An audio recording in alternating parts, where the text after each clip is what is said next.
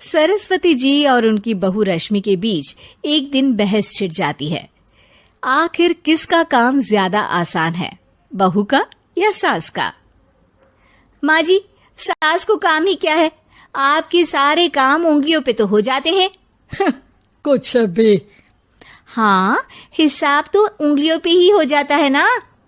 अरे बेटा, ऐसा सिर्फ अभी लगता है। जो मुझे करना पड़ता है ना, वो तुझे करना पड़े तो समझ आएगा कि असली काम का पहाड़ कैसा होता है। ठेले बराबर वजन भी नहीं है आपके काम में, और बात पहाड़ों के वजन की कर रही हैं आप। तू ऐसा करती ही क्या है घर में बेटा, ये तो बता मुझे। मैं थोड़ी ना कुछ करती हूँ, सब जादू से हो रहा है इस घर में। अरे एक दिन मेरा काम करोगी तो समझ आएगा। Okay okay, shut up. कल से मैं घर के काम करूंगी और तू मेरी जगह हर चीज का हिसाब रखना, ठीक है? ठीक है, ये भी कर लेते हैं। ये सास बहू की डील के बारे में रश्मि के पति अमन को नहीं पता था और ना ही अमन के पिताजी सुरेश जी को। पर गेहूं के साथ साथ जैसे घुन भी पिस जाता है, ये दोनों भी पीसने वाले थे। सुबह अमन उठकर रेडी होता है ऑफिस जाने के लिए, तो पता है उसके कपड़े नहीं निकले हुए हैं। अरे रश्मि, तुमने मेरे कपड़े नहीं निकाले? अपनी माँ से पूछो ना, उन्हीं का काम है ये। अमन अपनी माँ के पास जाता है। अब मेरे कपड़े आज आप देने वाले हो क्या माँ? हाँ, देना तो मुझे ही चाहिए, पर तेरी बहू ने कपड़े धोने ही नहीं डाले, तो कोई भी धुला हुआ कपड़ा नहीं है बेटा। हैं? ऐसा क्यों? कपड़े तो धोने आप ही देते हो ना माँ? अरे बहू ने तुझे बताया नहीं, अब हम अदल बदल गए हैं। मैं अब बहू और तेरी बीवी सास। अमन परेशान हो गया। वो बिना इस्त्री के कपड़े पहनकर ऑफिस चला गया। सरस्वती जी अपने घुटने के दर्द के कारण झुककर घर साफ नहीं कर पा रही थी और ना ही खाना बनाना याद रख पाई। उधर रश्मि पहले ही दिन घर की चाबी घुमा चुकी थी और 300 रुपए का हिसाब अलग नहीं मिल रहा था।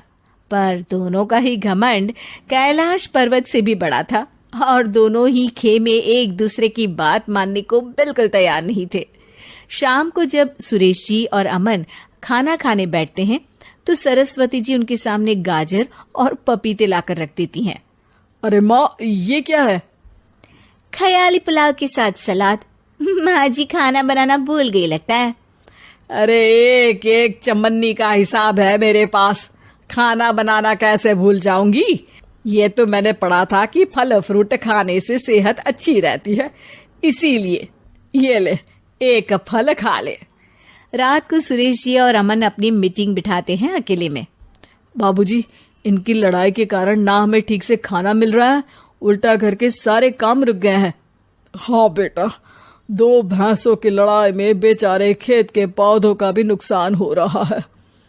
पर पापा, क्या बताऊं आपको, मैंने माँ को इस महीने की 2 तारीख को बिजली के बिल के पैसे दिए थे। आज बिल भरने के लिए मांगने गया तो पता चला कि रश्मि उन पैसों से गैस सिलेंडर ले आई। अच्छा, तो सिलेंडर के पैसों का क्या हुआ? अब सिलेंडर के तो कोई पैसे नहीं थे बाबूजी, हमारे घर पर गैस की पाइपलाइन लगी है ना। बेटा, इन दोनों का कुछ करना पड़ेगा, नहीं तो अपने घमंड के चक्कर में पूरा घर बर्बाद कर डालेंगे ये दोनों। अमन और सुरेश जी काफी सोच विचार के बाद एक निष्कर्ष पर पहुंचते हैं। रात ही को दोनों अपनी पत्नियों की अलमारी से नई साड़ी निकालते हैं और सुबह जब रश्मि और सरस्वती जी उठते हैं तो देखते हैं कि दोनों पति साड़ी पहनकर चढ़ाव पर सब्जियां काट रहे हैं। अरे ये सब क्या हो रहा है? क्या हो रहा है मतलब? आप दोनों अदल बदल हो सकते हो तो हम क्यों नहीं? अरे क्या मतलब? नहीं नहीं, मेरी भी बचपन से किसी की बहू बनने की इच्छा थी, तो आज से सरस्वती तुम बड़ी बहू, मैं मिडल बहू और अमन छोटी बहू। अरे लेकिन सब घर पर बैठ जाएंगे तो कमाएगा कौन? ये घर कैसे चलेगा? अब वो तो भैया या बाकी लोग जाने, अब हमने भी अदल बदल कर ही लिया है तो कुछ नहीं हो सकता। रश्मि और सरस्वती जी को समझ में आ जाता है कि उन दोनों की आपस की डील की वजह से इन दोनों को बहुत तकलीफ हो रही है और उनके ईगो ने दूसरों को कितनी यातनाएं दी है। अब असल में माँ जी आप सही थी, सास बनना बहुत मुश्किल है। अरे हाँ बेटा, और तू भी, मुझसे तो नहीं हो पाया सब घर के काम, वापस बदल ले क्या? हाँ हाँ बिल्कुल माँ जी, और अब आप दोनों भी बदल लीजिए, कोई आ गया तो आप दोनों को देखकर क्या सोचेगा। अच्छा है, आप दोनों के समझ में ये बात तो आई। मैं फटाक से कपड़े बदल लेता हूँ। अरे रुक जा बेटा, एक फोटो ले लेती हूँ तेरी। मेरी बेटी होती तो तेरे जैसी ही दिखती साड़ी में। और मेरा फोटो नहीं लोगी?